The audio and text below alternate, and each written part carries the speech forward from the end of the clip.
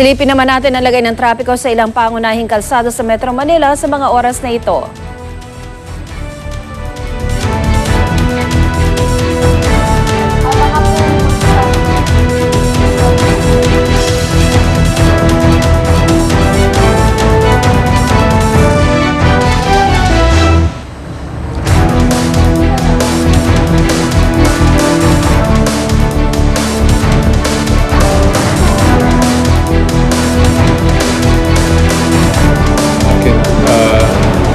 Naandong sa Leyte at saka sa Eastern Samar kasama na ang Tacloban. Una sa lahat ay talagang siniguro natin yung bilang ng mga casualties, no? At hindi na ito assumption or baka sakali. Ang bawat isa nito ay merong bangkay, no? At ayon sa report ay 4,919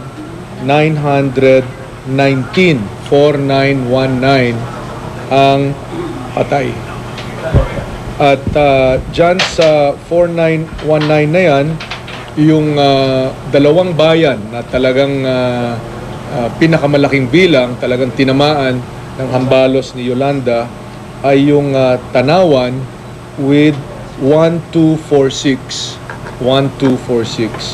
at yung bayan ng Palo with 1070, no? Diyan sa bilang ng 4919 ang nakatala sa Tacloban City ay 1725 pero hindi pa ito kompleto yung sa Tacloban City. Yung sa 40 bayan ng Leyte, ang suma po ay 2,668.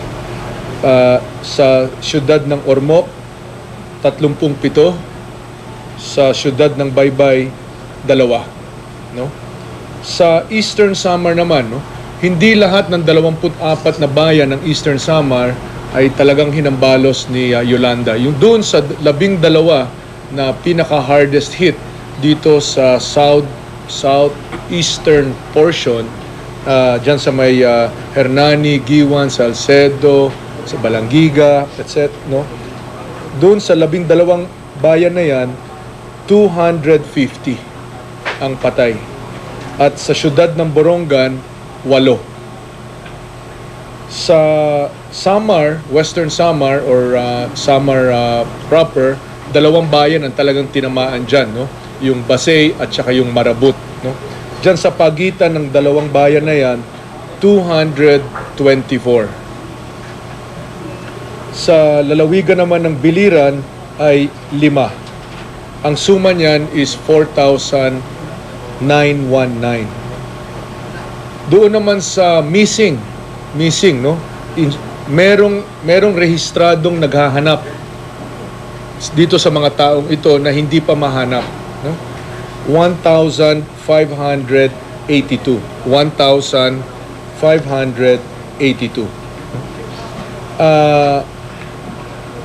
Maaari na yung iba na mga missing ay kabahagi ng unidentified. Kasi dyan sa 4,919, merong identified na 2,989 at merong unidentified.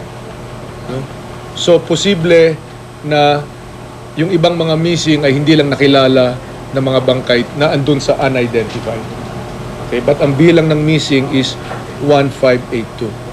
At yung bilang ng injured sa suma, no, nitong mga lugar na ito ay 24,716. 24,716. No? So, as of 7 a.m. this morning, yan ang itinala ng combined DILG, OCD, PNP. Pinapuntahan natin ang bawat bayan.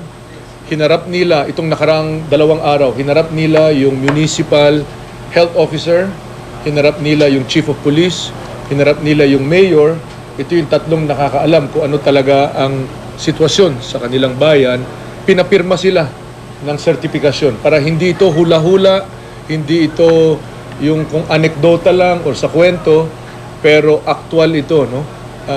May mga pangalan ito or kung unidentified man, may bangkay ito. Yan ang bilang, yan ang malungkot na tala dito sa pagdaan ni Yolanda sa ating bansa.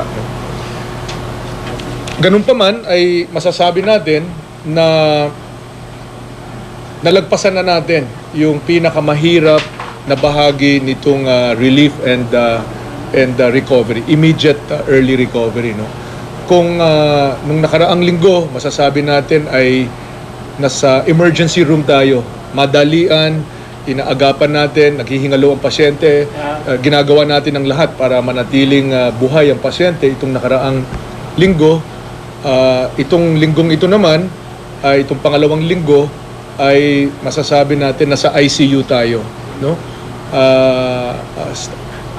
Maselan pa rin, malubha pa rin ang kalagayan, pero stabilized, no? Naka-stabilize na tayo. At itong mga dahilan kung bakit ko nasasabi na stabilize na. At matapos nyo makita kung bakit stabilize na, makikita rin kung bakit kumpiyansado ang lahat na patungo na tayo sa recovery, patungo na tayo sa reconstruction at pagpapanumbalik, pagbabangon muli ng Eastern Samar, ng Leyte, ng Tacloban at iba pang at mga bayan doon sa lugar na yun. Ito yung mga dahilan kung bakit nasasabi natin na stabilized. Sa issue ng access, nung simula talagang walang access, hindi makapasok kahit mga relief goods, kung may relief goods man ay hindi makapasok or kung makarating man ay hindi mailabas sa mga bayan-bayan, no? Ngayon bukas ang airport, ang seaport, tatlo na ang ating hub doon sa Ormoc, sa Giwan, sa Tacloban City, at ngayon tinatrabaho yung pang-apat na hub, distribution hub doon sa Catbalogan, no? Diyan nagmumula ang bigas at ang mga relief goods at ang distribution palabas magmula diyan sa mga hub na yan, no? Lahat ng bayan ng Leyte, 4 na po sila, at yung 24 na bayan ng Eastern Samar nararating.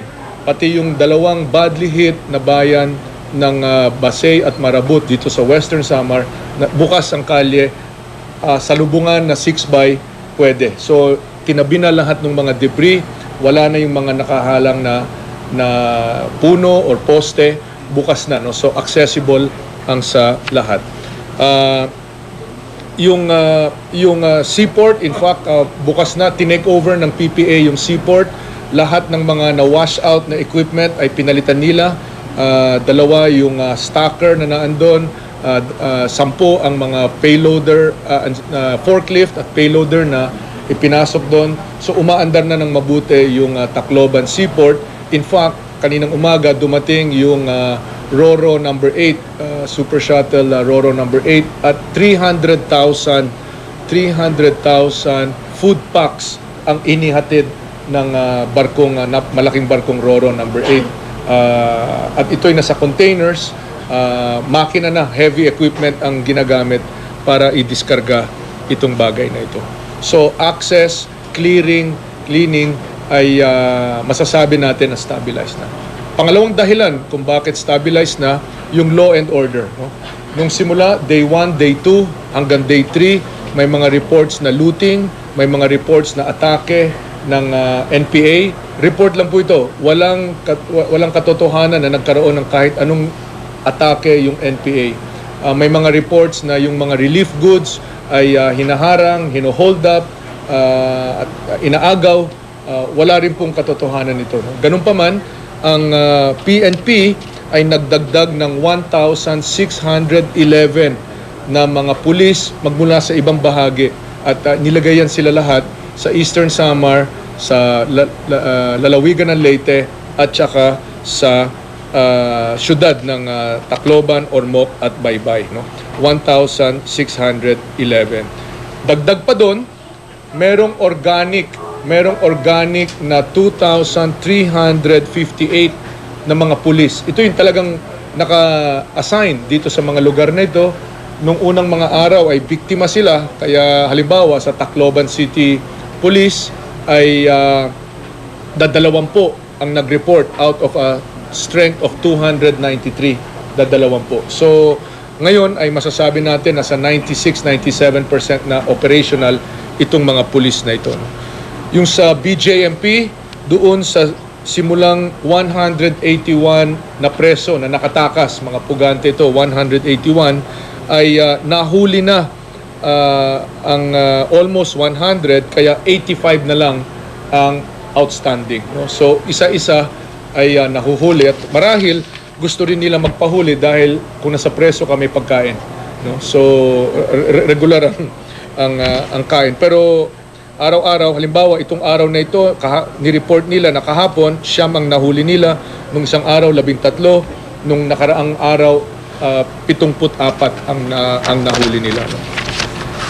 So yan ang dahilan kung bakit doon naman sa law and order masasabi natin stabilized na, wala nang mga report ng mga looting, nagbubukas ng mga bangko, nagbubukas mga grocery, nagbubukas yung mga gasolinahan at wala nang mob, walang agawan, walang nakapila ang tao, orderly, wala na itong mga report ng gulo. Pangatlo, yung cadaver recovery. Ito naman ay sinagawa ng pamahalaan, nakasentro ito sa Tacloban City dahil talagang na-wash out lahat ng mga equipment at naging biktima nga yung mga kawani dyan sa Tacloban City. Ang suma total na recover na ng mga cadaver, mga bangkay dyan sa Tacloban City ay 1,755. 1,755. No? Kung maalala natin, doon sa statistika ng mga patay, ang itinala for Tacloban City is 1,725. 1,725. Kaya palagay ko hindi pa talaga tapos itong bilang sa Tacloban City at araw-araw merong team na pinamumunuan ng Bureau of Fire, nandyan yung SOCO, nandyan yung NBI, nandyan yung City Health, nandyan yung DOH, pati yung UP Forensics School, nandyan sila lahat at nire-recover itong mga bangkay na ito at nililibing sa mass grave after gawin nila yung kanilang procedure na kinukunan ng fingerprint at litrato at kung ano man mga identifying na papeles na nasa damit niya. No? Kahapon, 77 ang na-recover, kaya 1,755 as of today. Balik lang ako dun sa clearing and cleaning, no? At saka sa access. Ayon sa ating task force group na itinalaga para dyan sa clearing and cleaning, no? Ang bilang ng truck trips itong nakaraang 2 linggo magmula sa simula hanggang sa ngayon, no? Friday to Friday ay pumapatak na ng 2,474 truck trips. Mga 6x mga dump trucks ito, at ang bawat biyahe ng truck tinatala nila yan. So 2,474 truck trips na at ang volume ay 35,162 cubic meters, no? Kung yung sa first wave itinatabi lang yung debris, yung mga puno, kung ano man ang nasa kalye, tinatabi lang. Second wave itinabi pa para salubungan ang mga sasakyan. Ngayon ay pinipick up na at dinadala na sa dump site, no? Para talagang malinis na. So yan ang bilang 35,162 na cubic meters na naihatid na sa dump site, no? By the way, ang total estimated truck trips sa estimate ng DPWH at ng MMDA, kung bibilangin, isusuma lahat nung ilang truck trips kailanganin para malinis ito lahat, ang estimate nila is between 4,000 to 5,000. So based on the 2,474 truck trips, nangangalahati na ang trabaho sa paglilinis dyan sa Tacloban City, no? Yung AFP, Armed Forces of the Philippines, nagdagdag ng 3,215 na tao at kasama dyan 235 na mga truck ng AFP. Ito yung mga 6x nila. Ito yung mga naghahatid ng pagkain sa bayan-bayan, no? At itong nakaraang kahapon, tumawid na tayo sa 1,136,565 food packs. Natawid na natin yung 1 million mark na food packs. Tuloy-tuloy ito, kaya yung nasimulan natin na baso-baso lamang ang kantidad ng naitutulong, na naging tabo-tabo, naging balde-balde. Ngayon masasabi natin, medyo may conveyor belt na. No? Araw-araw, nakakarating itong tulong na ito sa ating mga kababayan. Lahat na ang objective natin, ang mission nitong effort na ito ay lahat ng bayan araw-araw maparatingan ng relief at food supply. No? So lahat ng bayan, all 40 towns, araw-araw napaparatingan ng food supply. At yan ang dahilan na on average, mga 100,000 food packs every day ang lumalabas sa warehouse at dinadala. Dagdag pa dito yung mga pinipick up ng mga bayan-bayan. No? Dagdag pa dyan yung mga relief goods na ipinapamahagi ng mga NGOs, ibang mga organisasyon at mga pribadong individual. No? So ito, galing ito sa gobyerno. Ito yung alam ng gobyerno. No? So hindi pa kasama dyan kung ano pa mga food packs ng bawat organisasyon na tumutulong at rekta na pumupunta doon sa Leyte at saka sa Eastern Samar. Tumawid na tayo ng 1,136,565. No? At tuloy-tuloy ito. Hindi po na dahil tumawid na tayo ng 1 million, titigil na ito. Tuloy-tuloy ito. Yan ang utos ng Pangulo. In fact, 300,000 food packs kararating lang ngayong umaga. Kagabi, at ngayong umaga ina-unload. At ayon sa kay Sec. Junabaya, there's another 300,000 food packs na niloload na rito sa Manila at ipapadala din doon sa Tacloban at sa Ormoc. No? At panghuli, kung bakit ko nasasabi na stabilized ang pasyente, no? The worst is over, no? Ay nakikita na natin na unti-unti yung mga hudyat ng normalisasyon ay bumabalik. Nagbubukas ng mga bangko, yung DBP, Land Bank, Metrobank at PNB, merong over-the-counter at ATM operations. 5 na ang gasolinahan na bukas. May mga iilan na grocery ang nagbubukas na.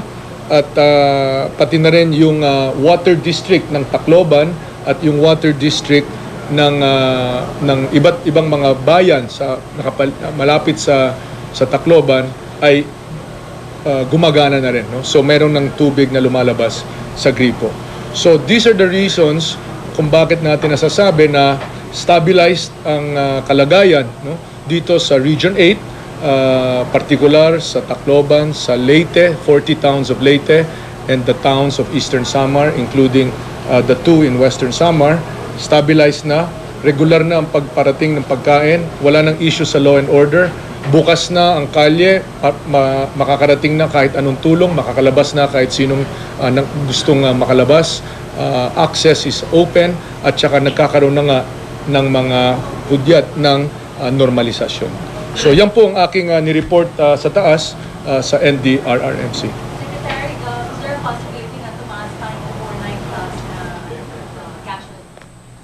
Ang inyo pong napanood ay ang briefing ni DILG Secretary Barojas sa tanggapan ng National Disaster Risk Reduction and Management Council. Sa ngayon, umabot na po sa 4,919 ang bilang ng mga namatay sa pananalasa ng bagyong Yolanda, habang 1,582 naman ang missing at 24,760 naman ang naitalang nasaktan. Base po yan sa mga ulat ng Municipal Health Officer, Chief of Police at Alkalde ng mga nasalantang bayan. Ayon kay Rojas, nalagpasan na raw natin ang pinakamahirap na bahagi ng relief operations. Kung noong nakaraang linggo raw ang ating bansa ay parang isang pasyenteng nasa emergency room ng ospital, ngayon daw ay nasa intensive care unit na ito. Bagamat critical daw ang lagay, ay stable na ang kondisyon.